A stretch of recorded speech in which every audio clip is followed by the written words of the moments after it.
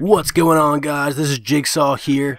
Today I have a very special and extremely helpful video for you guys.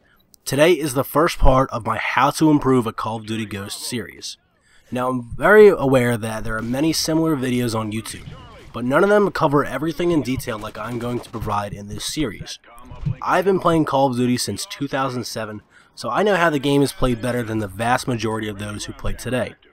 I'd recommend sticking around for the entirety of this video and the ones to follow, because these tips are ones that will without a doubt increase your skill and performance at the game.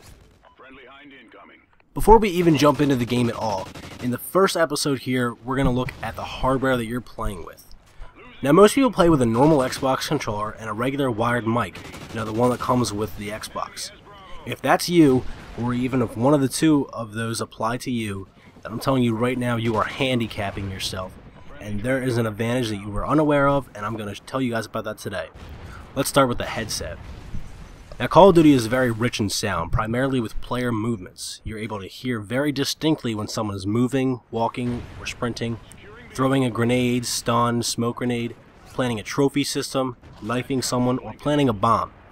Now, of course, you can hear all this stuff through your TV, but it can be difficult to hear sometimes or recognize where the noise came from. Now, the solution to this is a gaming headset. Now, gaming headsets have two ear cuffs, and they go over your ears sort of like a Beats by Dre headset does. And these headsets pretty much allow you to hear sounds much better because they provide HD audio and right on your ears with sort of like a noise cancelling effect. It makes it a lot easier to hear. Now, there are definitely different brands that make these kind of headsets, but the most popular would be Triton, Turtle Beach, and Astro. I love Turtle Beaches. I've been using them since Modern Warfare 2. They're durable headsets. They're great. I like them a lot. They're comfortable to wear for me. Triton, I have heard of them before. They're not as popular, but they're one of the more popular brands. And if not Turtle Beach, the most popular brand would be Astro gaming headsets. Astro gaming headsets are used by all the competitive players. They're ranked as the best headsets.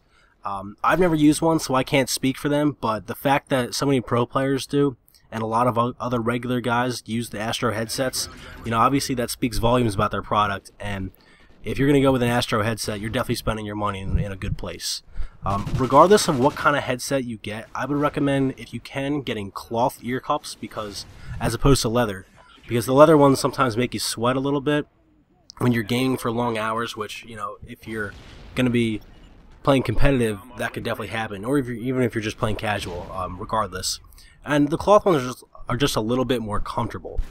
But one thing that you need to get, rather than preference or anything like that, is you need to get a surround sound headset. A lot of the cheaper versions of the headsets you'll see online, you'll see the ones that look very similar, but one's only $60 and one's $160. Now, what's the difference? Well, one is stereo and one is surround sound.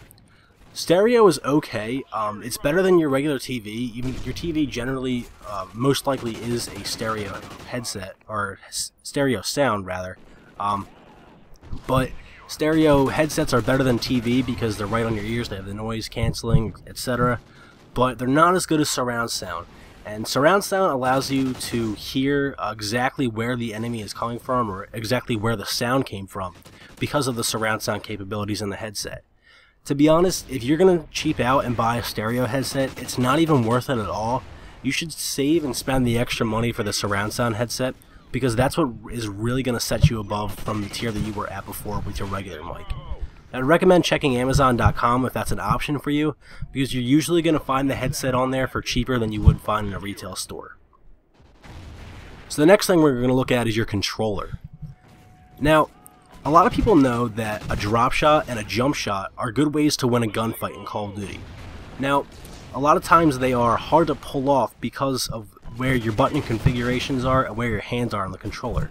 They're hard to pull off because you need to hit other buttons and maintain your accuracy at the same time. There's a controller called a SCUF controller, and the SCUF has the answer to this problem. Now, you can definitely drop shot easier by changing your layout to tactical, but then you're at a disadvantage when you're trying to reflex knife because you need to move your thumb. The SCUF controller has paddles on the back of the controller right where your middle finger would be, and the paddles are buttons. The left one acts as the A button, and the right one acts as the B button. So, I mean, a lot of this is going to vary depending on your controller layout, and you can customize the SCUF controller to have different buttons for the back of the paddles, but the defaults have A and B, left and right respectively. But anyway, so when you have a SCUF and you want to jump shot someone, you can keep your left index finger on the aim in left trigger, your right on the shoot right trigger, your left thumb on the left analog stick, and the right on the right analog stick. And then you can use the back of your controller, where your middle finger already would be in this situation, to hit the A button paddle. Now this allows you to keep all of your 4 core fingers, your 2 index fingers and your 2 thumbs, on the controller and buttons and joysticks where they need to be to maintain the best accuracy. You know, zooming in, shooting obviously are essential, and then moving with the left is the strafe one, and that's important to win a gunfight. And then of course the accuracy, the actual the look stick, I guess, with the right analog stick. So this is going to allow you to maintain the best accuracy during a jump shot, and you're going to be able to just press the paddle on the back of the controller while keeping all your fingers in place. You head over to SCUF's website, check out the controllers. They're about $100 each, and I'm telling you right now that they are worth it. You know, you'll learn a lot more about the controller on the website, but if you have the money, you should buy a SCUF controller. They are amazing. They're tournament legal for you competitive players. Most of the pro players use them anyway. They're awesome controllers, and I definitely recommend buying a SCUF controller. So the last thing we're going to talk about today is control freaks. Now, if there's anything that I'm talking about in this video that would be a little bit optional, I would say it's control freaks, but I wouldn't even go that far to say they're optional because they've helped me so much. I can't see how people play without them.